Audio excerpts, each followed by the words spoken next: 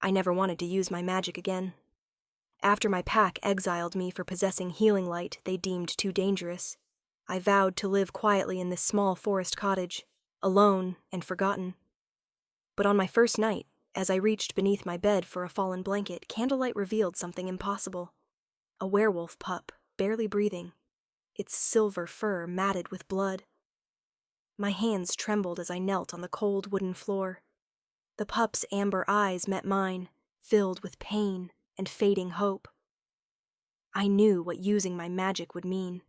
If anyone discovered I had healed again, the consequences could be worse than exile. My former pack had made their judgment clear. My light magic was unpredictable, uncontrollable, a threat to everyone around me. But as the pup whimpered, something inside me cracked. I could not let an innocent die to protect myself from fear. Golden light bloomed from my fingertips as I reached toward the trembling creature. The moment my magic touched its fragile body, warmth flooded the space between us. I poured everything I had into saving this life, knowing that this single act of compassion would change everything.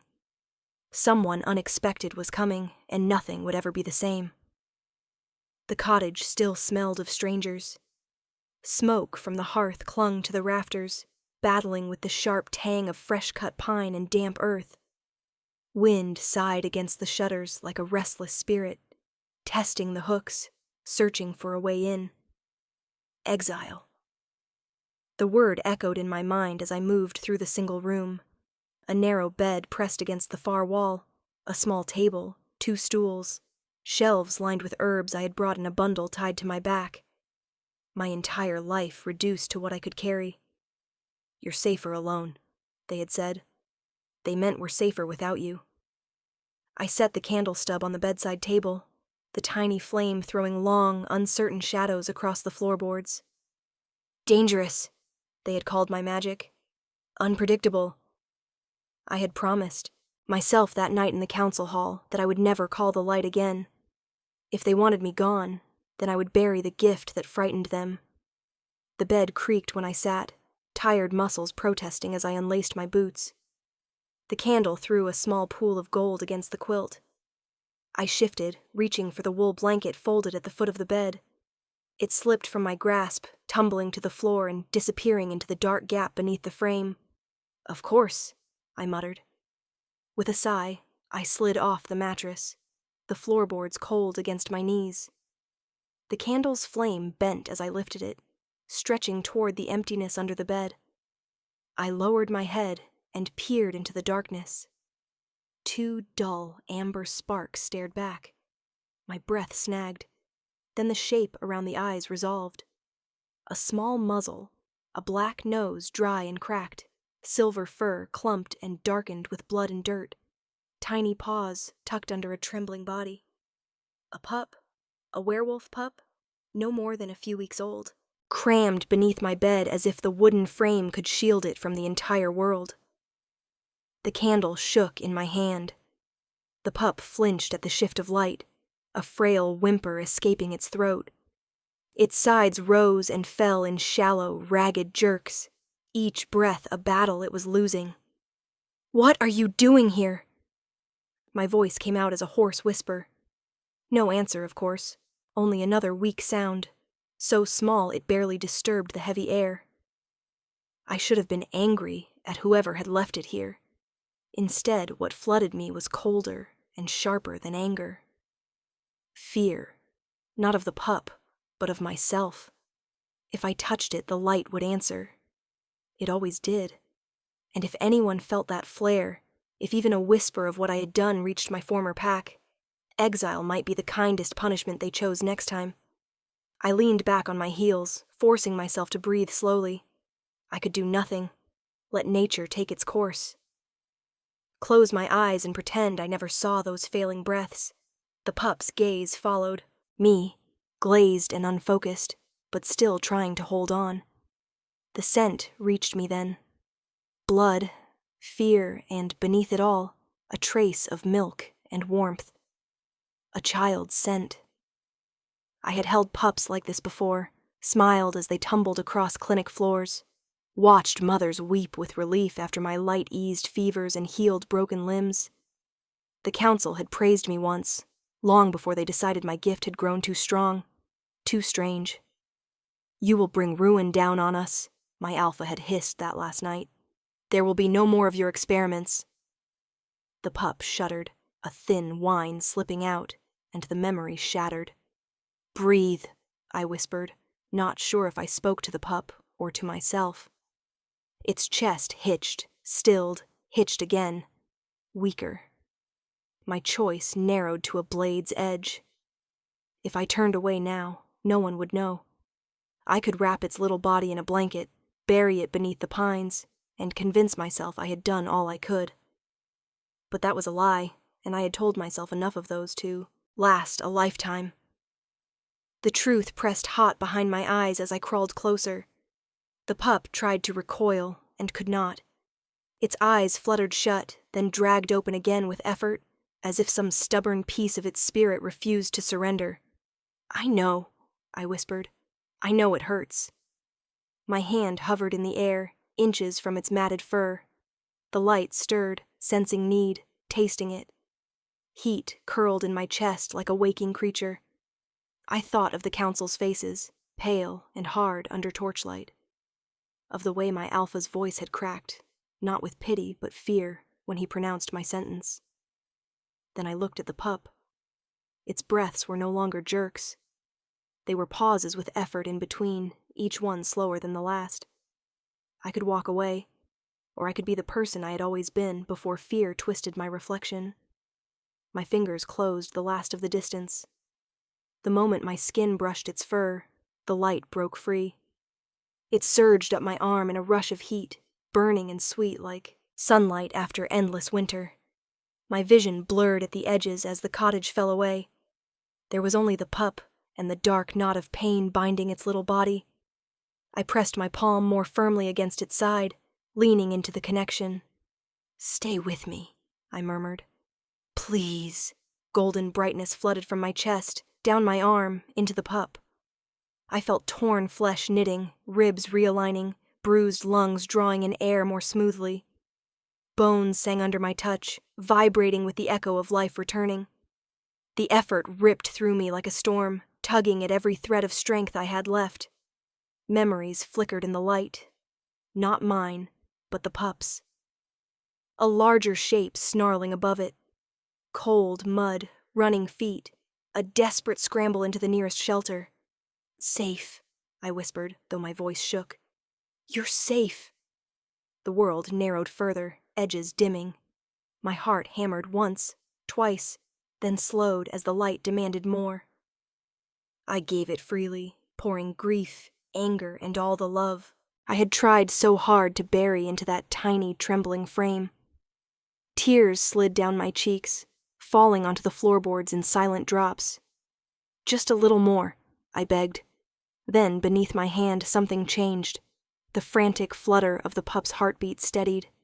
Its breathing deepened. Each inhale smoother, less fragile. Warmth spread under my palm, pushing back the chill that had clung to its skin. The tight knot of pain loosened, dissolving into warmth and exhausted relief. The light, satisfied, began to recede, curling back into the hollow behind my ribs. I let it go with a shuddering exhale, every muscle trembling. The cottage came back into focus. The low ceiling, the crackle of the fire, the guttering candle now just a stub of wax. I sagged onto my side, breath sawing in and out of my chest. For a moment all I could do was lie there on the floorboards, listening. The pup was breathing. Not the ragged gasps from before, but slow, even breaths. I pushed myself up on, pushed, shaking elbows, and drew it gently out from under the bed. It was lighter than it had any right to be. Fresh pink scars traced its flank, where open wounds had been moments before. Its eyes were closed now, lashes resting peacefully against its fur. It made a soft sound as I cradled it against my chest. Not a whimper, but a sigh. "Your trouble already," I murmured, sinking back until my shoulders pressed against the side of the bed. "You know that, little one?" It didn't answer. It only nestled closer, nose burrowing into the crook of my arm, as if I had always been safe, always been home. Exhaustion rolled over me in heavy waves. My limbs felt made of wet sand. I should have lifted us both onto the mattress.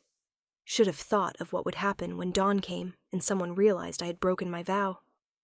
Instead, I stayed where I was, sitting on the floor with my back to the bed and the pup sleeping against my heart. The candle died with a faint hiss, plunging the cottage into darkness. My eyelids drifted shut as sleep dragged me under. One thought circled in the quiet, relentless as the wind outside. I had saved a life, and the world would not let that go unanswered. By the second morning, the cottage almost felt like it belonged to us. The pup followed me from hearth to table on clumsy paws, nosing at my skirts, collapsing in sudden heaps of sleep wherever a patch of sunlight found the floorboards. I tried not to name him. Names made things real. Names were promises. So I called him Little One and Trouble, and pretended that wasn't the same as claiming him. "Stay out of the herbs," I scolded gently as he sniffed at the woven baskets by the hearth. He looked back at me, head tilting, ears too big for his round face. Then, with all the solemnity of a prince accepting a crown, he toppled onto his side and went to sleep on my bare feet. Warmth seeped through my bones. On the second afternoon, rain drummed against the roof. I stirred a pot of broth over the fire, glancing down every few moments to make sure the pup hadn't wandered too close to the flames. He lay on his back, paws splayed, snoring softly. "This is temporary," I told myself. "He'll heal. And then what?" I nearly dropped the bowl when a sound split the steady rhythm of rain. A knock. Not the hesitant tapping of a traveler seeking shelter, but 3 measured, resonant blows that made the doorframe shiver. The pup shot upright, ears pricked, a low, uncertain sound rumbling in his chest. My pulse lurched hot and fast. No one should be here. A part of me wanted to ignore it, to pretend I had not heard, but those 3 knocks had not been a request. They had been a summons. "Who is it?" I called, proud that my voice only trembled a little. Silence for a heartbeat. Then a reply, deep and clear, carrying easily through the wood. "Mira, daughter of Cassian. Open the door." He spoke my name the way a judge might read it from a scroll, formally, stripped of affection. The pup whined softly, his small body pressed harder against my leg. I swallowed. Only one kind of wolf spoke with that authority. The Alpha King. My fingers tightened on the latch. I considered for a brief, wild moment pretending to be someone else, but lies would not hold against a king's gaze. I lifted the latch and pulled the door open. He filled the doorway like a storm. Tall, broad-shouldered, dressed in travel-worn leathers that did nothing to soften the sheer force of his presence. Dark hair, damp from the rain, clung to his temples, and droplets glittered on the wolf fur cloak fastened at his throat. His eyes, gray, sharp, assessing, swept over me once before dropping to the small shape half hidden behind my skirts. The air seemed to thin between one breath and the next. He looked younger than I had expected, perhaps 30 winters at most. But there was nothing untested about him. Power coiled around him like a second cloak, invisible but unmistakable. "Your Majesty," I managed, lowering my gaze out of instinct more than respect. "May I come in?" he asked. It was phrased as a question, but we both knew the answer did not matter. Still, something rebellious and wounded in me straightened. "This cottage is mine," I said quietly. "For now, at least." A pause. Then, to my surprise, the corner of his mouth twitched. "Then, as your guest, I ask permission." Rain pattered more insistently on the roof. The pup nudged my leg again, sensing the tension but not understanding its shape. I stepped back. "Very well, come in, Your Majesty." He crossed the threshold without hesitation. The room seemed smaller with him inside it. I closed the door, suddenly acutely aware of the clutter. The herbs hanging in bundles, the single bed, the extra blanket folded in the corner where the pup usually slept. His eyes swept the space once, taking in everything, then settled on the pup. The small wolf stared back, tail tucked, but head lifted, as if trying to decide whether to be brave or afraid. Then the king knelt. The Alpha King, ruler of the Central Packs, dropped to one knee on my worn floorboards and extended his hand toward the pup, palm up. He did not reach to grab, did not command. He simply waited. The pup sniffed, inching forward, paws silent on the wood. After a moment, he pressed his nose against the king's fingers. Relief flashed across the king's face, quick and fierce, before his expression smoothed again. "He is alive," the king said, more to himself than to me. "Thank the moon." I wrapped my arms around myself, suddenly cold. "How did you know he was here?" His gaze lifted to mine, steady and unflinching. "Because something impossible tore across my territory 2 nights ago," he said. "I felt it. Every alpha did. A flare of healing magic strong enough to bend the wind." My mouth went dry. "We would have sent scouts in any case," he continued. "But then I caught this little one's scent tangled in it." His hand brushed lightly over the pup's healed side. "One of my missing." Missing? The word snagged in my thoughts. "He is yours?" I asked. "He is my responsibility," the king answered. "My brother's son." A shadow crossed his features, there, and gone again. "He disappeared during an attack on one of our outer patrols. We thought—" His jaw tightened. "It doesn't matter what we thought. You changed that." I stared at the pup, at the faint pink line where torn flesh had once gaped. My light. His nephew. A king's attention crashing like a wave into the quiet shore of my exile. "I didn't know," I said softly. "I found him here, hiding under my bed." "And you healed him?" Not a question. I forced myself to meet his eyes. Yes. The silence that followed felt like standing on the edge of a cliff. "My pack exiled me for that magic," I added, because he deserved the whole truth. "They called it dangerous, unpredictable. I swore I would never use it again." "Yet you did," the king said. "There was a dying child under my bed." My voice sharpened, shame burned away by the memory. I could not pretend I hadn't seen him. Something in his expression shifted, a small easing at the corners of his eyes. "Good," he said simply. The single word stole the air from my lungs. "Good?" I repeated. "You broke your vow," he said, "to save a life. I would call that an improvement over vows that let a child die to preserve pride." I had braced for anger, suspicion, a lecture on laws and boundaries. Instead, he offered approval. It left me more off balance than any threat would have. "You are not afraid?" I asked before I could stop myself. "Of what I did? Of what I am?" His gaze flicked once to the herbs, the neat stacks of folded cloth, the carefully tended fire. "I'm cautious," he said. "Any power that can heal like that can likely harm just as deeply. But fear—" He shook his head. "No. Fear is for those who see only what might go wrong, never what might be made right." The pup chose that moment to butt his head insistently against my calf. The king's mouth softened. "You saved my nephew," he said. "Whatever your past, whatever your exile, that is a debt I cannot ignore." My throat tightened. "I did not do it for a debt, Your Majesty."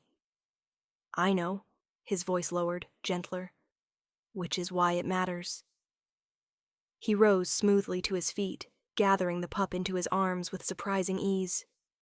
The small wolf relaxed against his chest as if this were familiar. "I must take him home," the king said. "His parents are waiting." The word carried more weight than it should, but I was too busy trying to steady myself to examine it. "You will be careful?" I asked, hating the tremor in my voice. He looked genuinely taken aback. "With him? Always." No, I said. With yourself.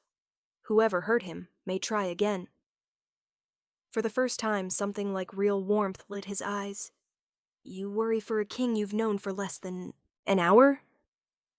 I worry for anyone who carries a child like that, I said quietly. His gaze held mine for a long heartbeat. Then he inclined his head, a gesture that felt dangerously close to respect. I will be careful, he promised. He stepped toward the door. The pup nestled against him, tiny claws hooked in the leather of his tunic. Panic fluttered in my chest, sudden and sharp. Wait, I blurted. He paused, hand on the latch. His side, I said, voice barely steady. If the scar darkens, if he begins to limp or cough, send word. The healing was rushed. I gave all I could, but some injuries take longer to understand. The king considered me for a moment, then nodded once. I will, he said. And Mira? Yes, Your Majesty. Thank you. The words were simple, but they landed with unexpected force. He opened the door. Cold air rushed in, carrying the scent of wet leaves and distant smoke. For a moment he stood there, rain needling his hair, the pup safe in his hold. Then he shifted, the faintest hint of a smile touching his mouth. He seems fond of you, he said. If he grows strong, I may bring him to visit. If you wish. The offer hurt more than a clean break. I would like that, I whispered. He inclined his head once more and walked into the rain, disappearing between the trees. I watched until the forest swallowed them both. When I closed the door, the cottage felt unbearably quiet. I crossed to the empty space where the pup had slept beside the hearth, sinking to my knees and pressing my palm flat to the still warm floorboards. He is safe, I told the silence. He is home. But as the rain softened to a drizzle, another thought coiled beneath the reassurance, quiet and relentless. The Alpha King had felt my magic. He had followed it, and whatever exile I thought I had chosen for myself, the world beyond these walls had just reminded me that it still knew my name. 4 days after the king left, the cottage forgot how to breathe. Silence pulled in the corners like standing water. No small paws pattered across the floor. No clumsy snout nudged my elbow while I worked. I found myself turning again and again to speak to someone who was no longer there. By the 4th evening, storm clouds had swallowed the sky. I banked the fire and sat at the small table, grinding feverfew leaves in a mortar just for something to do. The first knock I almost ignored, convinced it was the wind. The second shook the door hard enough to rattle the latch. I wiped my hands on my apron and rose, crossing to the door. The king filled the doorway again, but this time the storm was behind him as well as in him. Rain streaked his hair and cloak, shadows carved deep lines around his eyes. In his arms, wrapped in a familiar wool blanket, the pup squirmed and wailed, a thin, keening sound that scraped raw across my nerves. Mira, the king said, and his voice, steady the last time we met, was frayed at the edges. I need your help. The pup's cry broke on a shallow sob. My heart lurched. Come in, I said, stepping aside without insisting on courtesy this time. He crossed the threshold in 2 long strides.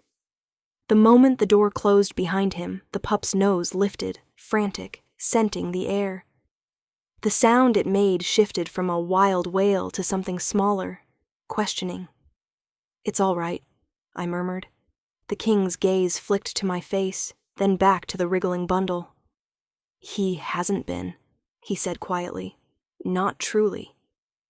He laid the pup on my bed as gently as if he were made of spun glass. The blanket fell back enough to reveal 2 prominent ribs beneath soft fur. 4 days should not have been enough to change him so much. I moved toward him as if pulled by a string. What happened? Was he injured again? No. The word came out like a curse. That's the problem. He is not sick, not according to every healer in my palace. The pup turned his head toward me, eyes unfocused but searching. His cries faltered into hiccuping whines, each one weaker than the last. "From the moment we left your cottage," he cried, the king said. "At first we thought it was the journey, the shock. But he did not stop. Day, night, he screamed until his throat went raw. His jaw tightened. I held him until my arms shook. My sister did the same. He pushed away from all of us." Guilt stabbed under my ribs. "You should have told me sooner." "I thought he would settle," he admitted, "that he only needed time." His gaze dropped to the pup's narrow chest. By the second day, he refused to eat. By the third, he would not sleep unless someone wrapped him in this. He brushed a hand over the blanket.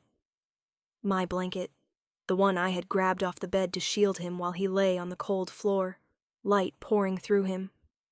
Realization washed through me, slow and heavy. "He calms when he smells this?" I asked. "For a little while," the king said. "But the moment we remove it, or the scent fades even a little, he wakes and begins again." The pup nudged my wrist with his nose, inhaling deeply. The frantic edge left his whining. His tail gave a weak, hopeful twitch. "What did your healers say?" "That there is no poison in his blood, no broken bone, no fever. His lungs are clear. His heart is strong." The king's hands clenched at his sides. "They have no more answers to give me. And you?" I kept my eyes on the pup. "I have one answer," he said. "I simply do not know what to do with it." The pup made a small noise then, a sound that snagged my attention more keenly than any argument. He breathed out, just that, 2 broken syllables, but they echoed through the room like thunder. "Mira." My throat closed. "Did you hear?" the king asked, voice low. "Perhaps it was nothing," I said. "A coincidence." "He has been making that sound for 2 days, the king said. "My sister swears it is a name." He took a step closer, exhaustion laid bare in his eyes. "But he is not calling a ghost, is he?"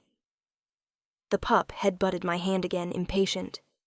My heart answered before my mind could catch up. I sank onto the edge of the bed, lifting him carefully into my arms. The moment his small body settled against my chest, he sighed and went limp with relief. The dreadful tension that had strung through him like wire eased all at once. "I think," I said slowly, "he is calling me." The king exhaled as if someone had removed a blade from between his ribs. "So do I," he said. For a few breaths, we simply watched the pup's sides rise and fall. His eyes had already drifted closed. "You see why I came," the king said at last. "Yes." My fingers stroked absently over the healed scar. "But I do not understand why it is like this." "Is it because of your magic?" he asked. "Maybe." The word tasted uncertain. "When I healed him, the light went deep, deeper than I meant it to. I poured everything I had into him." I hesitated. Sometimes when a healer touches a patient that closely a connection forms, but it has never been like this. "A bond," the king murmured. "Yes, but bonds do not usually starve a child of comfort from everyone else." He considered that, pacing one slow step away, then back. "I do not know what he needs," he said quietly. "Only that when he is away from you, he declines. And when he is near you, he breathes like this. Steady, peaceful, safe." The pup nuzzled closer into the hollow beneath my collarbone. "What are you asking of me, Your Majesty?" I asked, though I already suspected the answer. He did not stand tall this time, did not cloak his request in command. Instead, he came to stand in front of me, close enough that I could see the faint shadows under his eyes. "I am asking you," he said, "to come with me to the palace. For a time, until we understand what this is, and how to ease it." His gaze dropped to the pup, then back to me. "He is fading, Mira.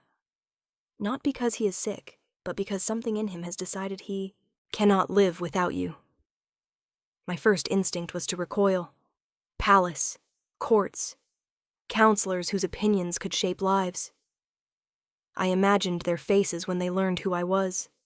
An exiled healer with a history of magic that frightened her own pack. "You know what they will say," I whispered. "Your people, your advisors, they will call me dangerous." "Some already do," he said with a wryness that surprised me. "They called you dangerous the moment they felt your power flare." His expression sobered. "But this is my kingdom, my decision. And I will not let fear dictate whether a child lives or dies." I looked down at the pup, at the small, warm weight most would not think twice about losing. Yet to the king, to the family who waited in some distant palace, he was everything. And to me, he was the first living creature in months to look at me as if I were not a monster, but a harbor. "You could find another way," I said faintly. "Another healer, another solution." "I have tried," he answered. "All I have accomplished is making him suffer longer." He dropped to one knee, bringing his gaze level with mine. "I am not asking as a king now. I am asking as an uncle who does not know how to stop his nephew from starving himself from grief." The honesty in his eyes undid me more thoroughly than any command could have. Fear whispered of council chambers, and old accusations dragged into new light. But another voice spoke louder. The one that had driven me to place my hands on a dying pup despite my vow. If I refused, he would leave. He would carry the pup back to a palace where he would cry himself hoarse and waste away. If I went, everything might change again. I tightened my hold, feeling the steady thrum of the pup's heart against my ribs. "I have nothing the world has not already taken," I said quietly. "If my presence can help him live, then I cannot say no."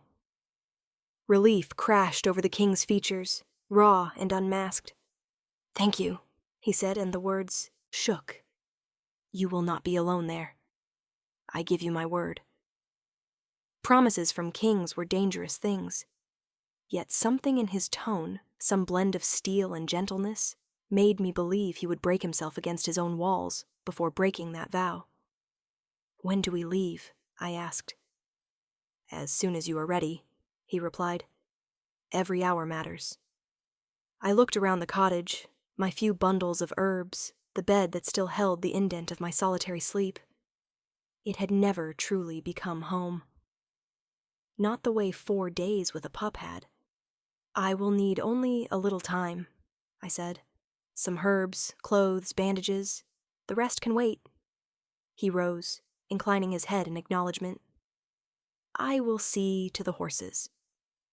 I gathered what I needed with quick, efficient movements, the pup remaining nestled in one arm, unwilling to be put down even for a heartbeat. As I tied the last satchel and slung it over my shoulder, I paused in the doorway, looking back once more. "Goodbye," I whispered. The cottage said nothing.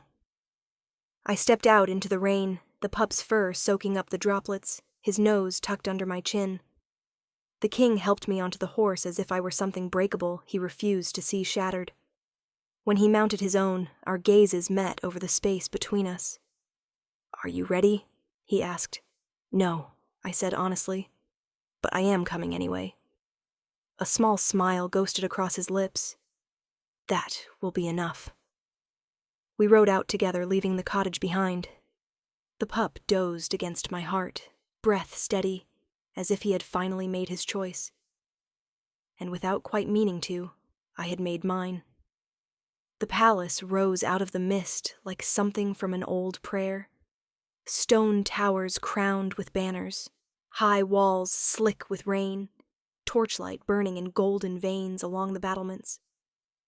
As our horses passed beneath the iron portcullis, all I could do was grip the pup and stare. The courtyard stones were so smooth they shone, and the air hummed with wolves, guards, servants, messengers, moving with practiced purpose. Every eye turned to us, or rather, to me. I felt their gazes like pricks of ice along my skin, heard the whispers rising in our wake. "That must be her, the one with the light. They exiled her, didn't they? For dangerous magic." The words threaded through the clatter of hooves and the hiss of rain. I tried to keep my shoulders straight, my head level, but old shame stirred heavy and familiar. The pup shifted restlessly in my arms, sensing my tension. I bent my head, murmuring nonsense against his fur until his breathing steadied again. The king swung down from his horse and reached up to help me dismount. His hand closed around my elbow, steady and warm. "They talk," he said under his breath, "because they do not yet know you. Let them. Their opinions will catch up to the truth." Inside, the palace swallowed us whole. The entrance hall soared upward into shadow, its arched ceiling painted with silver wolves running across a midnight sky. Tapestries lined the walls, battles won, treaties signed, kings crowned, all watching us pass with woven eyes. Grand, yes. Overwhelming, absolutely. But beneath the beauty lay edges. Guards at every archway, counselors clustered in alcoves with eyes like hawks. "Your Majesty." A man stepped forward from a cluster near the far stair. He was older than the king, his hair iron gray, his posture stiff with authority. "Lord Cassius," the king acknowledged. "You have been busy these last days," Cassius replied smoothly. His gaze slid to me, cool and assessing. "We felt your return, sire. And something else. I see now what it was." His attention snagged on the pup tucked against my chest. "This is the child?" Cassius asked. "My nephew," the king said, a hint of warning beneath the words. Cassius inclined his head slightly. "We are grateful he is found." Then, after a beat too long, "And the healer?" Not my name. Just a role wrapped in all the rumors they had gathered. "Mira," the king corrected, the word firm as a stone placed between us. "She has agreed to help us understand what binds her to the pup."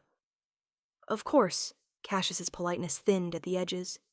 "The council will wish to discuss the implications of that bond. And of her presence here."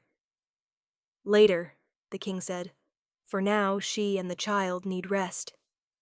A faint muscle jumped in Cassius's jaw, but he bowed. "As you command, sire." We moved on. At last we stopped before a carved wooden door painted with a running wolf and a crescent moon. Even before the king opened it, I knew what room lay beyond. The nursery. The moment the door swung inward, the pup tensed. From inside came the thin, rasping cry I had grown used to hearing only in memory. In the cradle near the window, another pup thrashed, wrapped in my blanket. Not another? I realized with a jolt. The same. I had left with him in my arms. I returned to find some echo left behind. A scent ghost, a comfort that no longer comforted. A woman stood over the cradle, exhausted eyes shadowed, hands hovering helplessly above the wailing child. When she saw the king, her shoulders sagged with something like relief and fear braided together. "He will not stop," she whispered. "I do not know what else to—" Her gaze found me. Hope flickered there, sharp and desperate. The king stepped aside. "Let her," he said. For one heartbeat, the room held its breath. The pup in my arms lifted his head. His twin in the cradle stilled mid-cry, nose flaring. Then, with a sound that was almost a sob, the child in the cradle lurched toward the edge, tiny hands grasping air. "Mira!" he choked. The pup in my arms answered with a high, desperate whine. I did not remember deciding to move, only that suddenly I was at the cradle, transferring the pup I'd carried into it and lifting the other out. We swapped them like matched halves of something broken, and the world clicked. The crying stopped. Just stopped. The pup pressed now. Against my chest let out a trembling sigh, burrowing into the hollow beneath my chin. His body, strung tight as a bowstring moments before, went boneless, with relief. Within heartbeats, his breathing steadied into the slow, even rhythm of true sleep. Silence rang louder than the wails had. I sagged onto the nearby rocking chair because my legs would not hold me upright. The woman, the king's sister, I realized, covered her mouth with her hand, shoulders shaking. "I tried," she whispered. I held him. I sang. But he never— No one could, the king said quietly. Until now. He stood just inside the nursery door, one shoulder resting against the frame. His expression was complicated. Wonder, yes. Concern, absolutely. And something else, softer and more dangerous, threaded through both. He wasn't looking at the pup. He was looking at me. Weeks became months. The pup, whom everyone called Little Wolf for now, grew stronger each day. The king came often, sometimes full leathers, fresh from the training grounds, sometimes in soft shirts with ink-stained fingers. Each time his shoulders loosened a fraction when he stepped into the nursery and saw us there. He has grown, the king said one evening, dropping wearily into the chair opposite mine. You said that yesterday, I replied. It was true yesterday. It is truer now. We fell into a rhythm as natural as breathing. I measured out herbs and stitched bandages. He learned which salves stung by the set of the pup's ears. In the afternoons, when the pup napped, the king asked questions. Where does the light come from? I don't know. It's like asking where breath comes from. It just is. He listened, truly listened, as I laid bare every aspect of my craft. In return, he explained pack law, how treaties were woven, how one frayed thread could weaken the whole. The council fears what they cannot predict, he said one evening. I do not blame them for that, but I will not let fear be the only voice in the room. He proved it again and again. I heard the argument sometimes, muffled through council chamber doors. Words like precedent and risk floated out on sour air. The king's voice cut through all of them, calm, implacable. Mira stays. This is not up for debate. I should have been frightened by how much of his reputation he was staking on me. Instead, a strange warmth took root behind my ribs, growing each time he chose the harder path. In the evenings, we returned to the nursery, or sometimes to the small sitting room adjoining my chambers. Little Wolf would sprawl across cushions, gnawing on a carved bone, while the king and I reviewed herb inventories, or discussed the latest council maneuver. I began to see the man beneath the crown. He laughed more easily in private. He apologized when he snapped and meant it. With the pup, he was nothing like the austere alpha king the court whispered about. He rolled on the floor, let Little Wolf chew on his hair, and made ridiculous growling noises that sent the child into fits of delighted yips. He will never respect you if you let him win every wrestling match, I warned one night as the king lay on his back, feigning defeat. He will respect that I know when to yield, the king replied, eyes crinkling. It is a skill many forget. I watched him then, the easy affection in his hands, the way his entire face softened when the pup swiped a wet tongue across his nose. Something shifted inside me, subtle but sure. Gratitude blurred into admiration. Admiration melted into something deeper, warmer, more dangerous. I found myself wondering what it would feel like to have those hands cut my face, to have that softened gaze turned on me alone. Then I would shove the thought away, scolding myself for daring such foolishness. He was a king. I was an exile he had chosen to shelter. The gulf between us still yawned wide. At night, when the palace lay quiet and Little Wolf snored at my feet, I lay awake and replayed small moments. The king's hand closing over mine when a counselor's words cut too close. The way his gaze sought mine first when entering a room. The one time his fingers brushed a stray curl from my face, entirely by accident, and both of us froze for a heartbeat too long. Each memory sent a ripple of heat through me, followed by a cold wash of doubt. He trusts you, I reminded myself. He respects you. That is already more than you ever expected.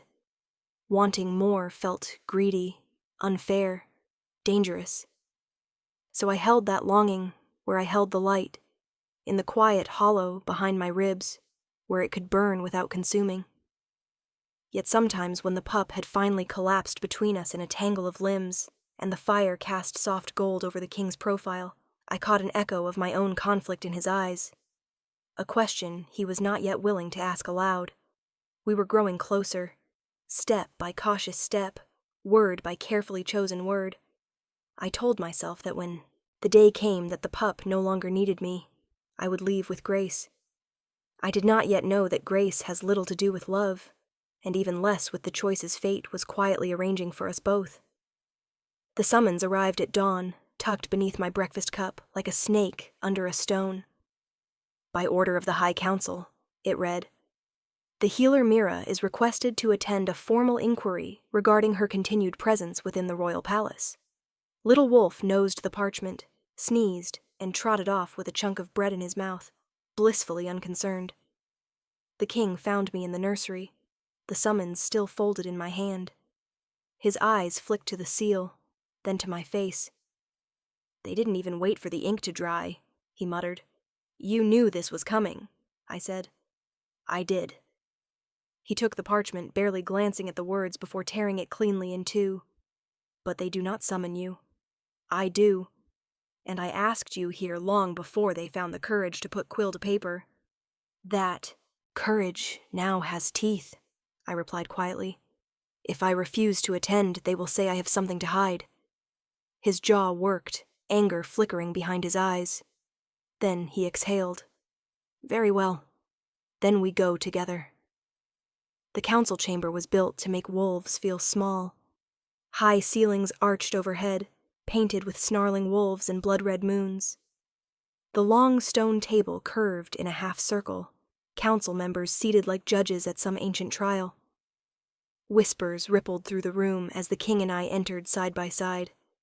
"That's her. The light-bearer they cast out." I felt each word like grit against my skin. At the center sat Lord Cassius, spine straight as a spear. "Your Majesty," he said, "thank you for honoring our request for counsel." "This is not counsel," the king replied. "This is a hearing you wish to hold about a woman who can hear every word you say about her." A few counselors shifted uneasily. "We are concerned," Cassius said simply. "It is our duty to bring those concerns to you, and to her." His gaze pinned me, cool and sharp. "Mira, formerly of Cassian's pack. We have heard many stories about you, that your magic is untested and unstable, that your former pack exiled you for practices they deemed dangerous." A murmur of agreement rolled through the chamber. "We are charged with the safety of this kingdom," another counselor added. "We cannot ignore an unknown variable in its heart." Unknown variable. I felt my fingers curl against my skirts. The king's voice cut across the whispers. "She is not a variable. She is a person. You will remember that when you speak of her in my presence." Cassius inclined his head, acknowledging the rebuke without retreating. "Then let us speak plainly. We question whether it is wise to allow a healer with her history unrestricted access to our future heir, or to you." He left hanging the accusation they didn't quite dare voice, that I might be twisting the king's choices with the same light eye used to heal. The king's gaze slid to me, asking silently for patience. I nodded once. "Let us examine your concerns," he said, stepping down from the raised dais to stand among them. "One by one. You say her magic is unproven. Yet you sit in a fortress whose wounded were saved by whose herbs, whose training kept infection at bay."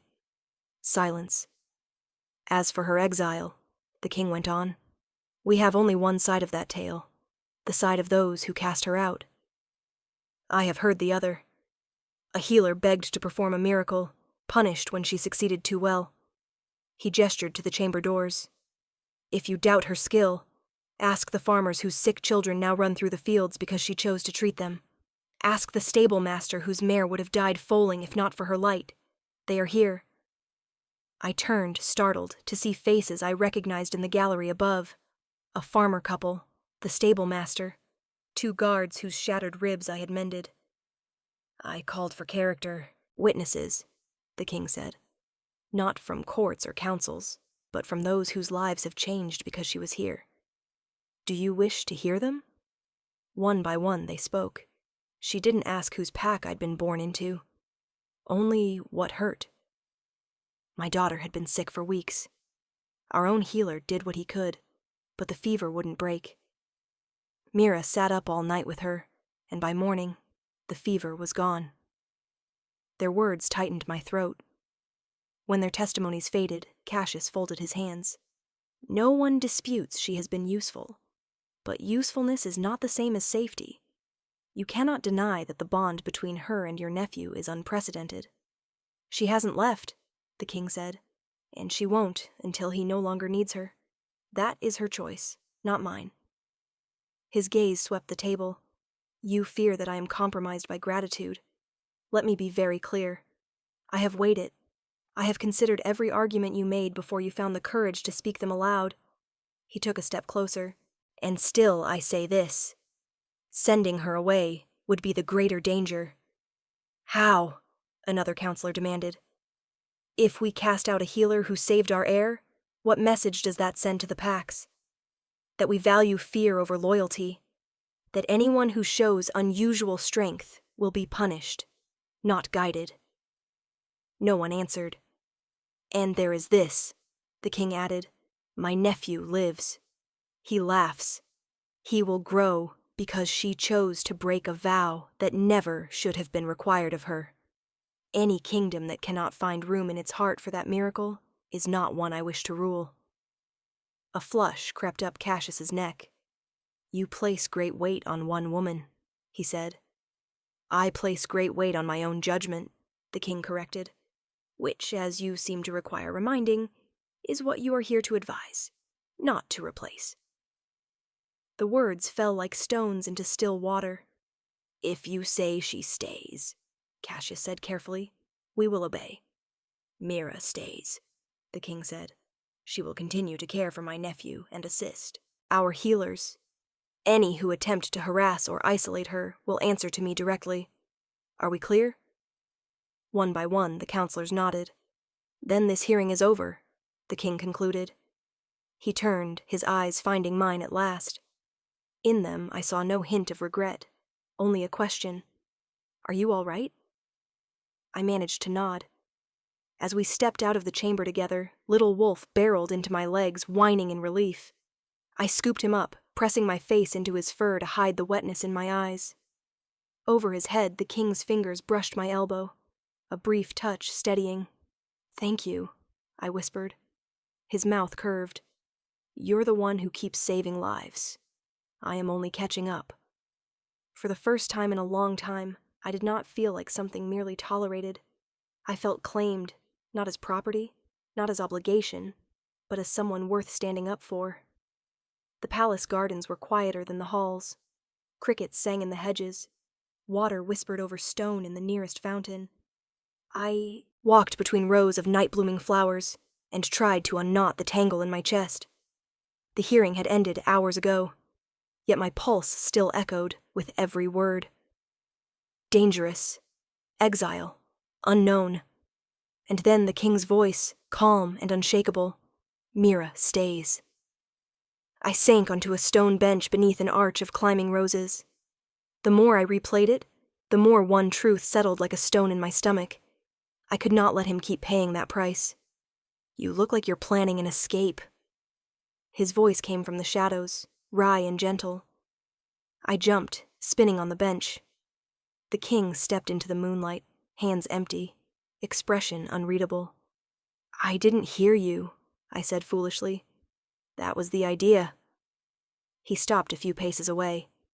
I thought you might want a moment without walls listening. I came here to think, I admitted. Did it help? Yes. I drew a breath that tasted of roses and fear. It helped me decide I should leave. The words hung between us, sharp and sudden. His jaw tightened. Is that so? I'm causing too much trouble. Your council sees me as a threat. Other packs will too. Today, you silenced them. But how long before they decide your loyalty to me is a weakness to exploit? You listened to the same hearing I did, he said. Did you hear me say at any point that I considered you a burden? No, I whispered. But I heard what it cost you to keep me. He studied me for a long moment, then shook his head almost in disbelief. You truly think leaving would make it easier? It wasn't a question. Yes. And what of my nephew? Will you take him with you when you go? Or leave him to cry himself sick again? Pain lanced through me. You know I wouldn't. Exactly. He stepped closer. You would haunt yourself with every whimper, every nightmare you weren't there to soothe. That might still be better than watching you risk your crown, I said, voice cracking. Silence stretched. The king closed the last of the distance between us. Stand up, he said softly. Why? Because I am tired of speaking down to you when we have this conversation. There was something in his tone that brooked no argument. I rose. We were close now, almost too close. I could see the faint shadow of stubble on his jaw, the fine lines at the corners of his eyes. Listen to me, Mira, he said. My council's displeasure is not your sin to atone for. Their fear is not your debt to pay. I chose to stand in that chamber today. I would choose it again tomorrow. Why? The word tore out of me. Why keep choosing me when it would be so much easier not to? He looked at me as if the answer were the simplest thing in the world. Because somewhere between finding you in that forest cottage and watching you hold my nephew, as if the world could not touch him while he slept, he said, I fell in love with you. The garden went silent. I stared at him, certain I had misheard. You what? In love, he repeated with steady patience. Not because of your magic, though I have never seen anything more beautiful. Not because of some bond or prophecy. Because of you. He lifted a hand slowly, giving me every chance to pull away. When I didn't, his fingers brushed a damp curl from my cheek. I watched you risk Exile's safety a second time to save a dying pup. I watched you sit up night after night so he would never wake alone. I watched you walk into that council chamber knowing they saw you as a threat and stand tall anyway. His thumb traced a line just below my jaw. You are compassionate and strong and stubbornly kind even when the world has not been kind to you. How could I not love you? My eyes burned. I know what you think, he went on, that you are an exile and I am a king, that there is a gulf between us too wide to cross. But when I look at you, I do not see your old council's verdict. I see the woman who reminded mine what justice looks like. He took my hand then carefully as if it were something fragile and precious. I am not here as your king tonight. I am here as a man asking a woman if she will allow him to court her properly, openly, at her pace. I searched his face for any sign of pressure, any hint of expectation edged with command. There was none, only hope, and a thread of fear so similar to my own it stole my breath. I won't bind you with rank or obligation, he promised. If you say no, you will still have a place here for as long as you wish it. His fingers tightened around mine, just once. But if you say yes, then I will spend every day proving that your trust is not a mistake. The moonlight blurred as tears filled my eyes. I had imagined many things in the lonely hours after exile. Never this. Never a king admitting his heart with the same steady conviction he brought to battle plans. I don't know if I can be what you deserve, I whispered. Then we will learn together, he said. I am still learning how to be a king who chooses compassion over convenience. Perhaps we make a fitting pair. A shaky laugh escaped me. Let me be clear, the king said. I am asking, Mira. Not demanding, not claiming. Asking. Will you give me the chance to earn your love? The choice lay before me like two paths in the moonlit garden. I thought of his voice in the council chamber, unwavering.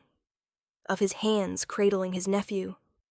Of the way he had listened when I spoke of my magic, not with fear, but with genuine curiosity. Of the warmth that had been growing in my chest for weeks, fragile and persistent. Yes, I heard myself say. If you are still willing when I'm afraid and stubborn and certain I don't deserve you, then yes, you may court me." Relief broke across his face like sunrise. "Good," he murmured. He did not pull me into his arms. He only brought our joined hands to his lips and pressed a reverent kiss to my knuckles. "We will go slowly," he said. "On your terms." And we did. The months that followed reshaped the palace. The king and I worked side by side, expanding the healer's wing, opening its doors to wolves from smaller packs, inviting those with unusual gifts to train rather than hide. Little Wolf grew. He tumbled through council chambers, scattering papers and solemnity with equal ease. When he shifted for the first time, small and wobbly in his human skin, he ran straight to us, clutching my skirts with one hand and the king's tunic with the other. 6 months after the hearing, on a clear night when the stars spilled thick across the sky, the king led me back to the garden where he had first confessed. We stood beneath the arch of roses. "I made you a promise," the king said quietly, "that I would never mistake choice for fate." He cupped my face in his hands. "Mira," he whispered, "may I kiss you?" "Yes," I breathed. The first brush of his mouth against mine was not a claim. It was a vow, gentle, reverent, threaded with all the conversations and shared nights and quiet moments that had brought us here. I curled my fingers into his shoulders and felt the steady thrum of his heartbeat under my palms, matching my own. When we parted, foreheads resting together, the world felt both vast and achingly intimate. We did not build a life because destiny demanded it. We built it piece by deliberate piece, through choices made in council chambers and nurseries, in gardens and crowded halls. Little Wolf grew strong and happy, racing through the palace courtyards with other pups. His bond to me remained, a steady, comforting hum rather than a desperate tether. He became living proof that the night I broke my vow in a lonely cottage had not doomed anyone. It had saved us all. Sometimes when the court grew loud and the weight of my past pressed close, the king would take my hand and squeeze once, quietly reminding me, I was not here because of obligation. I was here because we had chosen one another again and again. And in the end, light and crowns and rumors aside, that choice turned out to be the most powerful magic of all.